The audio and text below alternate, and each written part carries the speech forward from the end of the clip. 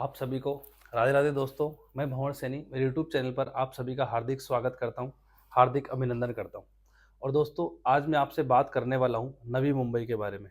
जी हाँ दोस्तों, जैसा कि आप सभी लोग जानते हैं, जो मुंबई है उसको माया नगरी के नाम से भी जाना जाता है और हमारे देश की आर्थिक जो राजधानी है उसके नाम से भी मुंबई को जाना जाता है।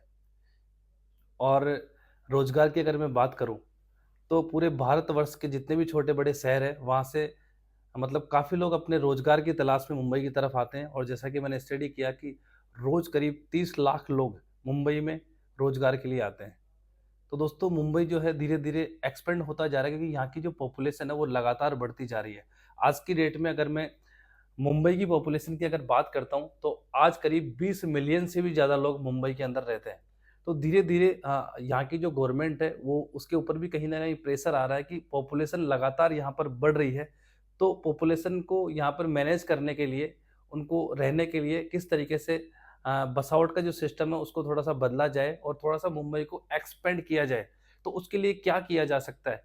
तो जैसा कि मुंबई को आप लोग जानते हैं कि जो ओल्ड मुंबई है वो तीन तरफ से समुद्र से घिरा हुआ है। तो मुंबई समुद्र साइड में कभी ग्रोथ नहीं कर सकता। मतलब उस एरिया में, मेरा कहने का मतलब ये है कि जो मुंबई है वो समुद्र की तरफ कभी भी एक्सपेंड नहीं हो सकता है। तो यहाँ की जो गवर्नमेंट है, महाराष्ट्र गवर्नमेंट है, उन्होंने प्लान किया कि मुंबई को साउथ के बजाय जो अपना नॉर्थ साइड है उस साइड में इसको डेवलप किया जाए। क्योंकि यहाँ पर जो लैंड पार्सल है वो काफ़ी बड़ा एरिया है और वहाँ पर काफ़ी बड़ा मतलब सब प्रकार की सुविधाएं भी वहाँ पर धीरे धीरे गवर्नमेंट मुहैया करा रही है। तो सबसे जो मेजर चीज़ आती है वो आती है कनेक्टिविटी की, कि लोग यहाँ वहाँ से और जो नवी मुंबई है यहाँ पर मूवमेंट लोगों का कैसे हो। तो उसके लिए गवर्नमेंट ने क्या प्लानिंग की, जैसा कि आप सभी लोग जानते हैं, रिसेंटली जो अटल सेतु है वो बनकर तैयार हो चुका है और ऑलमोस्ट चालू भी हो चुका है। और अटल सेतु बनने के बाद में जो ओल्ड मुंबई है और जो नवी मुंबई है, दोनों की जो दूरी है वो काफ़ी कम हो चुकी है। जैसा कि अटल सेतु बनने से पहले अगर मैं आपको बताना चाहूँ तो जो ओल्ड मुंबई है वहाँ से नवी मुंबई आने में करीब 2 से 3 घंटे लगते थे। और आज की डेट में अटल सेतु से अगर आप नवी मुंबई आते हैं तो मेरे ख्याल से 25 से 30 मिनट के अंदर आराम से यहाँ पर आप आ सकते हैं। तो कहीं न कहीं जो मुंबई की दूरी है वो एक तो इससे कम हुई है। और दूसरा, जो अभी रिसेंटली आप लोगों ने सुना होगा, न्यूज़ में भी आपने देखा होगा, जो छत्रपति शिवाजी महाराज जो इंटरनेशनल एयरपोर्ट है मुंबई का, जो काफ़ी मतलब बहुत ज़्यादा व्यस्त रहता है आज की डेट में। मेरे ख्याल से भारत में एक व्यस्ततम एयरपोर्ट अगर माना जाए तो छत्रपति शिवाजी महाराज जो मुंबई का इंटरनेशनल एयरपोर्ट है। तो वहाँ की व्यस्तता और वहाँ का मतलब प्रेशर देखते हुए यहाँ की गवर्नमेंट ने क्या किया कि जो नवी मुंबई जो बन रही है, जो नवी मुंबई जो नया डेवलप हो रहा है, उस एरिया में उससे करीब 3 से 4 गुना बड़ा एयरपोर्ट यहाँ पर बनाया जा रहा है। और बनकर ऑलमोस्ट तैयार भी हो चुका है। अभी कुछ दिन पहले इंडिगो की जो कमर्शियल फ्लाइट है उसने सक्सेसफुली यहाँ पर लैंड किया है। और अप्रैल फर्स्ट वीक में, अप्रैल एंड तक यहाँ पर जो पैसेंजर फ्लाइट्स है उनको भी लैंड करने की पूरी पूरी प्लानिंग चल रही है। तो गवर्नमेंट की एक बहुत बड़ी प्लानिंग है इस एरिया को लेकर। इसके अलावा अगर मैं यहाँ पर बात करूँ, जो मुंबई की लाइफलाइन जिसको माना जाता है, लोकल ट्रेन। जी हाँ दोस्तों, जैसा कि मैंने देखा है कि अगर मुंबई में लोकल ट्रेन नहीं हो तो मेरे ख्याल से यातायात की बहुत बड़ी प्रॉब्लम यहाँ पर हो सकती है। तो धीरे-धीरे जो गवर्नमेंट है मुंबई का एक्सपेंशन करने के साथ-साथ में जो लोकल ट्रेन है उसका भी यहाँ पर एक्सपेंशन कर रही है।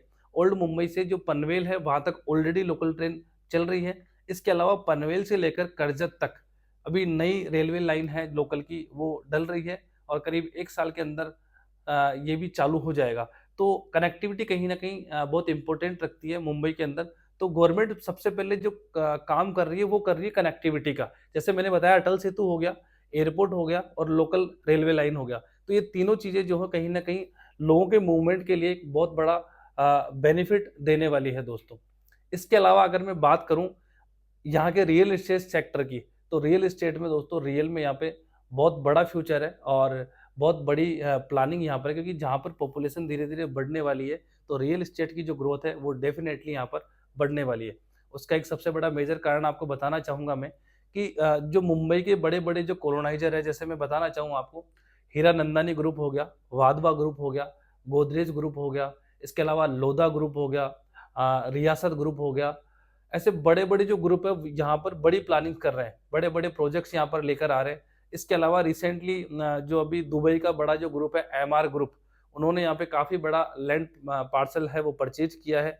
डीएलएफ यहाँ पर बड़ी प्लानिंग कर रहा है।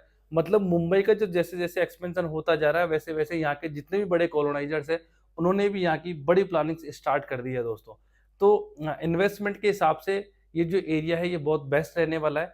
इसके अलावा गवर्नमेंट भी यहाँ पर पूरी प्लानिंग कर रही है कि जहाँ पर धीरे-धीरे जो लोग आए हैं, उनको सुविधाएँ यहाँ पर कैसे-कैसे मिलने वाली है। तो यहाँ पर जो आईटी हब है, उसकी बड़ी प्लानिंग चल रही है और आईटी हब ऑलमोस्ट यहाँ पर फाइनल भी हो चुका है। कुछ दिन पहले न्यूज़ में आ चुका है। इसके अलावा मेडिकल हब हो गया, स्कूल की फैसिलिटी हो गई, हॉस्पिटल की फैसिलिटी हो गई। ऐसी सभी प्रकार की फैसिलिटीज़ भी यहाँ पर मिलने वाली है।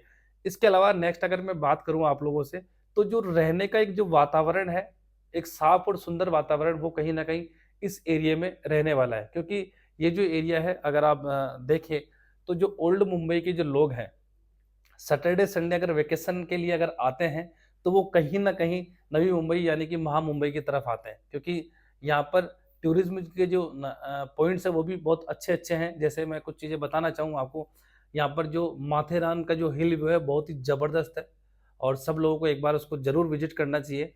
इसके अलावा करजत हो गया, लोनावला हो गया, खंडाला हो गया, इमेजी का वाटर पार्क हो गया, ऐसी बहुत सारी चीज़ें हैं जो कहीं न कहीं इस एरिया के अंदर ही आती है दोस्तों।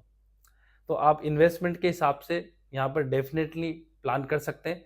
एक बार आकर आपको जो नवी मुंबई, महा-मुंबई है, इस एरिया में क्या-क्या डेवलपमेंट हो रहे हैं, क्या-क्या चीज़ें यहाँ पर डेवलप हो रही है, आप लोगों को एक बार आकर ज़रूर यहाँ पर विज़िट करना चाहिए दोस्तों। और अगर आपको मेरी दी हुई जानकारी अगर अच्छी लगी हो, तो आप अधिक से अधिक लोगों को मेरा ये वीडियो शेयर कीजिए, लाइक कीजिए और सब्सक्राइब कीजिए दोस्तों। इसी के साथ आप सभी को राधे-राधे।